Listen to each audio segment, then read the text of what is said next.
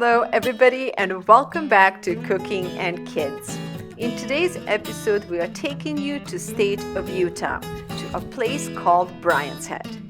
We are here to celebrate a Christmas, and this year with a lot less presents and a lot more snow. Our family normally does only a few presents for Christmas to begin with, but this year we are keeping it to the absolute minimum, and we are replacing the rush and stress of a holiday season with creating more family time and creating more memories. What could be better on a cold winter day than being together in a cozy room filled with the fragrance of freshly baked cinnamon rolls? It's a year later since we visited Bryan's Head, and Marco and I will share our healthier version of cinnamon rolls. Holidays and baking go hand in hand, and today happens to be another Christmas Eve, and this is a perfect time to share this recipe. I'm busy baking for tonight's gathering as we are invited to join our neighbors for a Christmas Eve party. After all, cinnamon rolls are one of those perfect baked goods to gather around with family and friends. There's just something about the freshly baked cinnamon rolls served with a warm cup of tea or a warm cup of milk.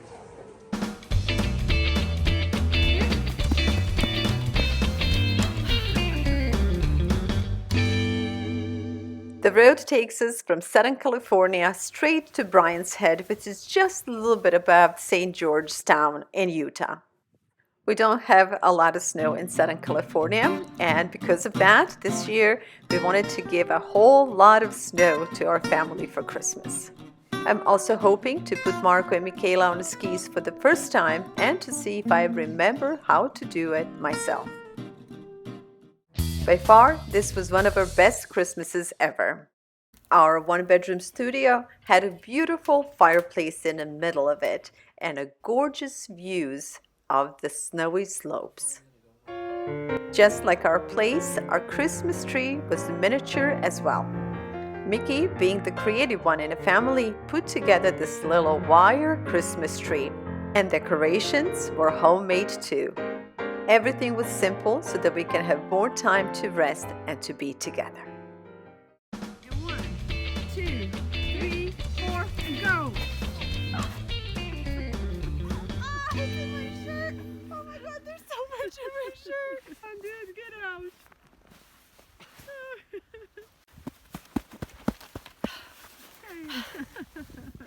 Most of the parents agree that children grow up way too fast. And indeed, childhood is relatively short. Yes. Oh! Wow! Alright girl, what you got? Let me make the snowball first. And that's why it's so important that we pull our kids away from electronic devices to give them opportunity to be kids and to play. One thing is for sure, and that is the time spent together with your kids and time in nature will never get out of style. Ice dragon! Go, beastie!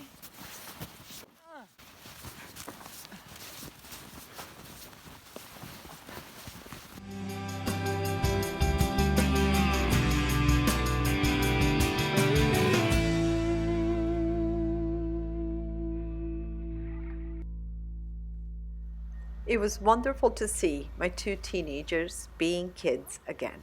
Our beautiful day of playing in the snow was finished with the freshly baked cinnamon rolls and a warm cup of milk.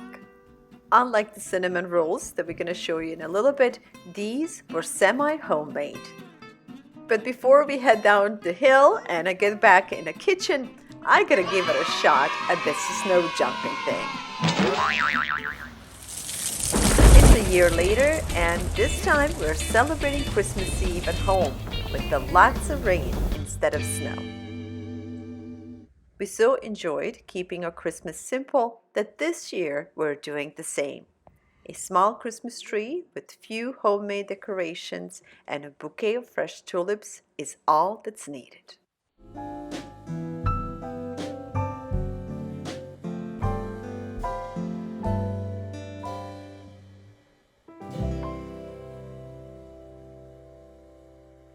And since we couldn't make a homemade cinnamon rolls while we were in Brian's Head, today is Christmas Eve and it's a perfect opportunity to show you how to make cinnamon rolls from scratch. So we're starting with a cup of milk. I have an oat milk, but regular milk would be even better.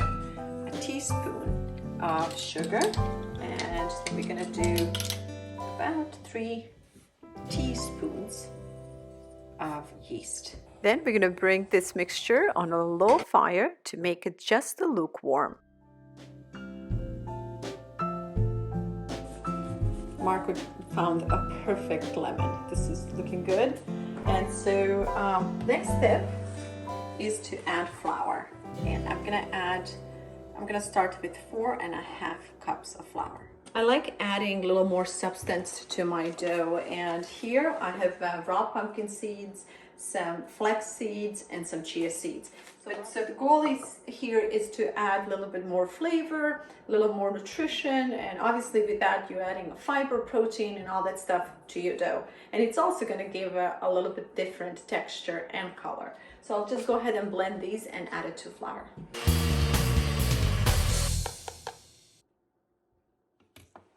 Our yeast is activating, and now we're going to add about 1/2 cup of olive oil. So we're going to approximately about a tablespoon of vanilla, and we're going to add some of the lemon zest. And lemon zest is per your preference, so half would be enough, but if you like it a little bit more, just add as much as you like. Now let's bring the milk, yeast, and olive oil mixture with the flour. So while you're working with the dough, I have another cup of warm water. This is just the lukewarm water that we're going to add to the dough. So continue to add water gradually, and I think we're going to end up needing about 2 cups of warm water because we want to create a very soft dough before we go into a finishing phase.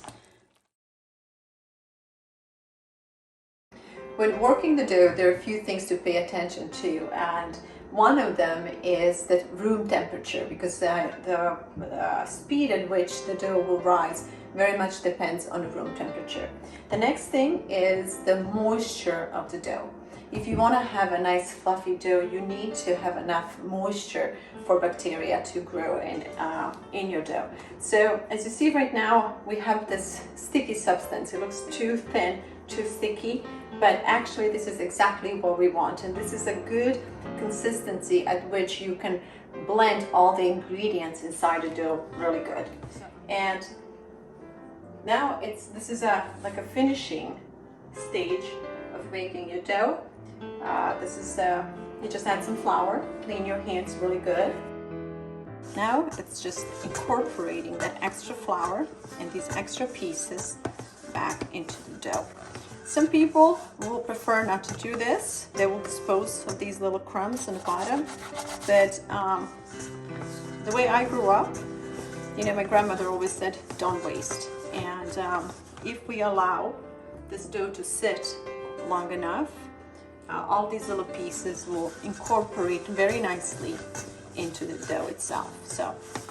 And the next step is we'll let the dough rest and rise.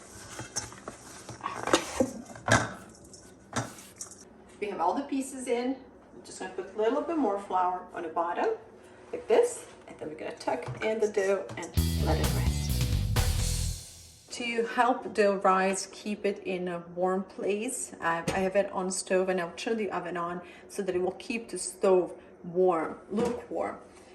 Don't forget to cover it so the dough does not create a crust. And while the dough is rising, Marco and I will show you how to prepare the cinnamon sugar stuffing.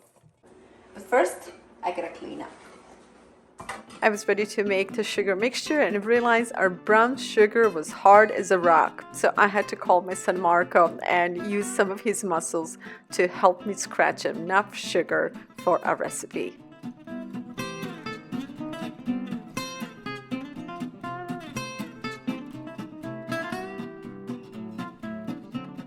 We're using 2 cups of brown sugar, 2 tablespoons of cinnamon, also decided to use just a 1/4 teaspoon of nutmeg. Next are homegrown raisins. So, it's pretty cool when you can use your own raisins in your own recipe. So it's like you can brag that it's like 100% homemade. And you need to get about a cup of these. And you need to sort through to make sure there's no stem. Yeah, take the stem off. Just take a cup. We're gonna add into this thing now, the sugar. Marco is absolutely right when he says that it feels so good to make food out of the ingredients that you have grown yourself, like these raisins. And I'm going back to the mixture here, and I just want to point out that we have about 2½ cups of brown sugar, we have a little bit of nutmeg, and we have about 2 tablespoons of cinnamon and some raisins. Now, when making desserts like this, I always feel a bit guilty for making carbs, sweet carbs, basically. It's a flour plus the sugar, so it's double trouble, if you know what I mean. So to make myself feel a little bit better about serving these to my kids, I keep adding these special seeds to our recipes. So we added about a cup of these seeds to the dough, and I just grounded additional cup. And I'm gonna add this to this mixture as well. So while having a dessert, there's something actually substantial and good in these cinnamon rolls, so that I feel less guilty for serving them. Adding seeds like these to your recipes, to your baking, it's such an easy thing, and it definitely adds lots of nutrition to your desserts. Cinnamon and sugar mixture is done, and the dough is still rising, which gives me a chance to finish up our soup today. I love making soups. In fact, I believe that we all should eat more spoon food, especially on the days like this one. Since it's so cold outside and it's raining, a homemade vegetable soup is a perfect dish for this afternoon. So it's been about 40 minutes and the dough has risen, and I'm just gonna work it again. And if you can see, it's really nice and smooth and it's light, and this is what we want. And so the reason we're gonna redo the dough is just gonna combine it a little bit more, and we're gonna let it rise again before we stretch it and fill it with cinnamon sugar. On the other note, I just wanna point out that this program is produced and brought to you by a charity called Vlada's of Life, and we try to keep it very simple and very real. And the point of us sharing good cooking adventures and traveling adventures with you is actually to encourage you to reconnect with your family and with your neighbors and to go and explore the world. So unlike a lot of shows out there, they are strictly entertaining. We kind of like to bring you home to our real life and to what's going on in our trips, so that you too might care and decide to do the same with your family. The dough is back to rise one more time, which gives kids and I a chance to grab a bowl of soup and have a quick lunch. In one of our next episodes, I will make sure to share the recipe for a hearty, homemade vegetable soup.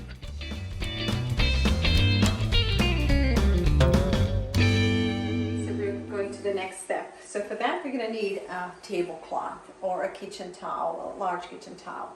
This particular thing was given to me by my 93-year-old friend who was a phenomenal baker. She was Hungarian-German or German-Hungarian, and she married a Serbian man during the World War II, and they both moved to States. So I ran into her in a doctor's office one day, and I heard her talking Serbian to her husband. By the way, that was not obviously her native language. She learned it, and we became very, very good friends. She was a phenomenal baker, and so this is one of the memories she left with me, and I use it often when I bake because I like to think about her. Right now, you're going to just work on it once again. And by the way, this dough smells so good. You can smell the lemon, you can smell the vanilla, And you can also smell all the nuts, the nutty dough. It's really, really nice. You know, just a rolling pin. And this one, my daughter just bought this one recently for me. She saw my mom having one of these flat rolling pins, and when she saw this one in the store, she said like, oh, I think you're gonna like this, Mama. So rolling pins like this were specifically made for pasta, for making very, very thin pasta. So when you work your hands through it, you see your hands will go to the lower and lower point. There was more thickness here, so this will create more pressure in the middle part, and it will stretch pasta out. So I'm just trying to kind of share with you why these rolling pins look this way versus the ones that we normally use and see. Work from the middle part out like this. See, instead of going back and forth all the way, you want to stretch the middle part. Okay, and you want to work in both directions.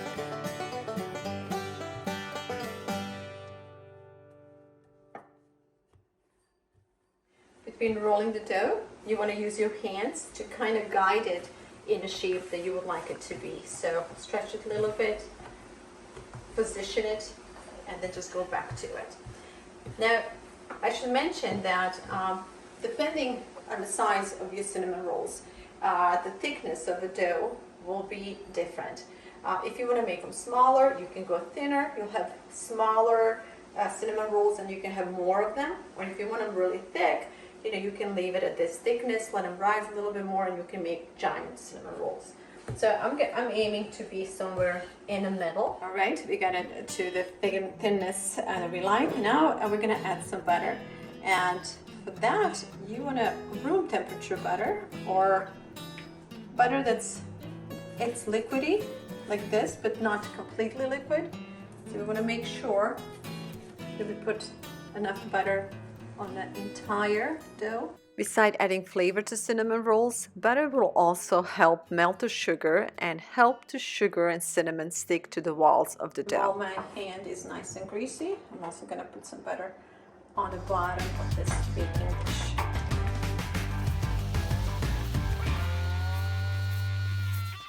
We are ready to add the cinnamon and sugar. So the best way to do that is to use your hand and spread it out as evenly as possible.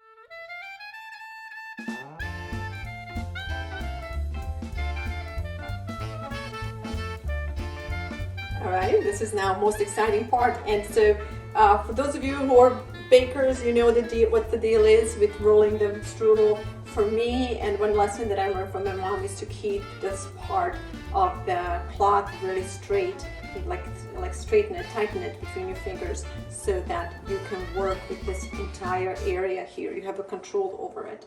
So we'll go with the first one.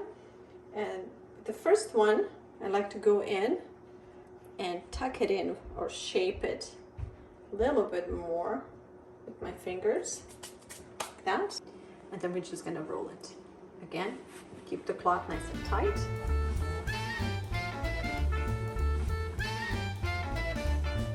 And it's beautiful. Perfect. The middle part seems to be a little bit thicker than the ends, so use your fingers to stretch it all out. And then we're gonna cut it and set it in a baking dish. So for cutting, a good sharp knife is a key. Again, you can make your cinnamon rolls smaller, you can make them very thick. It really depends on you and the number of people you're serving. We have a large gathering to go to tonight, so I'm gonna try to make them a middle size because there will be a lot of food there tonight. So we don't need big cinnamon rolls, we need them just, you know, a little bit bigger than a bite size. This kind of dough can also be used to make all sorts of strudels. I grew up on these kind of desserts, and to this day, a walnut strudel is one of my favorite holiday desserts. We have a nice thin dough. It's very rich in good seeds.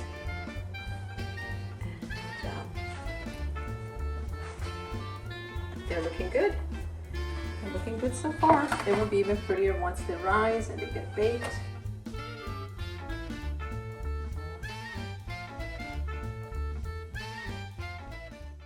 I hope you will agree that this was relatively simple and easy. If you think that you might not have a time to bake like this, these cinnamon rolls can be made a day or a week ahead. Just keep them frozen until you're ready to bake and serve. So this tray is going with us tonight to our neighbor's house, and then we have a little bit extra which we are going to share with some of our guests. We have Airbnb, and tonight we have a family who's staying with us for Christmas Eve and Christmas Day, and these will be for our guests. All right, whatever has escaped from the cinnamon rolls, just scoop it up, pour it on top, okay, and then we're going to use the rest of the butter to sprinkle on top like this. Just a little bit more.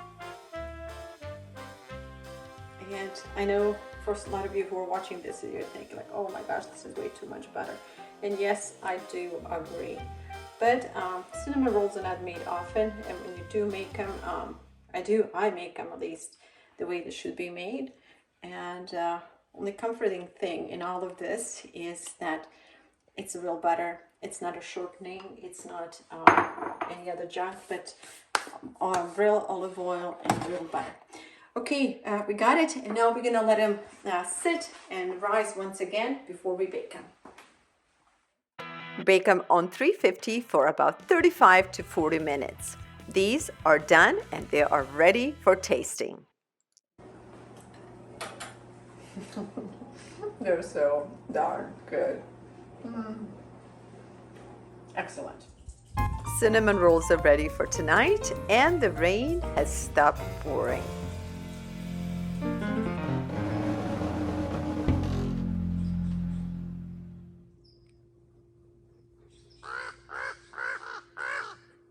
I don't know about you, but the rainy weather makes me want to go out and take a walk. Nature always looks like it just took a bath, and somehow everything is fresher and greener.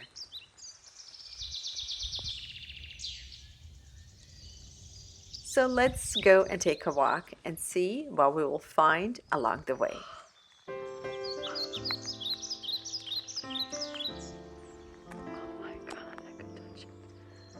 I can touch it. I've never had a rainbow in front of me where it's right at my feet. Oh my goodness, I can see it right in front of me.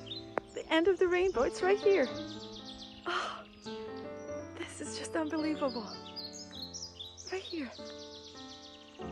Oh, thank you, God. It's right here.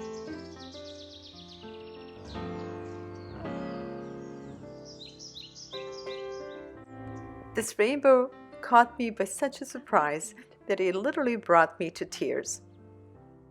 This was unbelievable. There it was, the beginning and the end of the rainbow right at my feet. Nature was truly giving today, including this beautiful eucalyptus tree, which was blossoming and providing much needed nectar to my bees.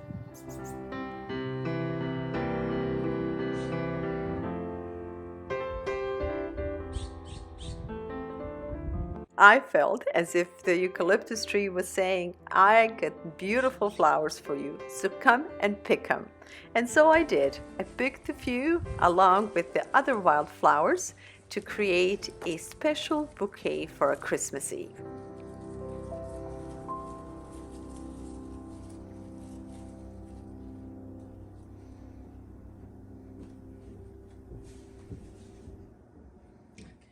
We are so blessed to have so many wonderful things in our lives, and sometimes all that's needed is for us to actually pay attention to them and notice them. Each one of us is blessed with its own unique talent. For me, cooking and baking always came naturally, so today I'm trying to use these gifts to help reconnect American families and communities through simple natural recipes and through a positive message of reconnecting with your family and with your neighbors. I hope this episode will inspire you to seek ways to simplify your life and in exchange to gain more time to do things that you're truly passionate about. After all, time is our most valuable asset, so invest it wisely. And above all, stay connected with your family and don't forget to share the fruits of your labors with others. Thank you so much for watching our episode today and for spending time with us. We are off to share our cinnamon rolls with our neighbors and to celebrate Christmas Eve together.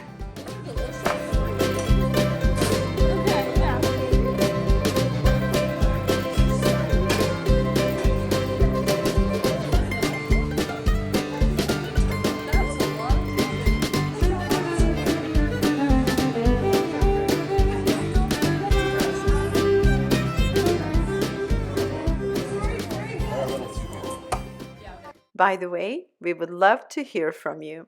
So if you like our program, please drop us a line at VLADA'S.com. Production and distribution of this program is made possible by charitable contributions of people like you. Our goal is to continue to provide family quality media to public access TV stations and to create programs that will be of positive and encouraging content. We would greatly appreciate if you individually or your company would consider supporting us, or perhaps even sponsoring one of our future episodes of Cooking and Kids. All donations are tax deductible. Thank you again for watching our program. And before we go, I just want to wish you, your family, and your friends a safe and healthy holiday season.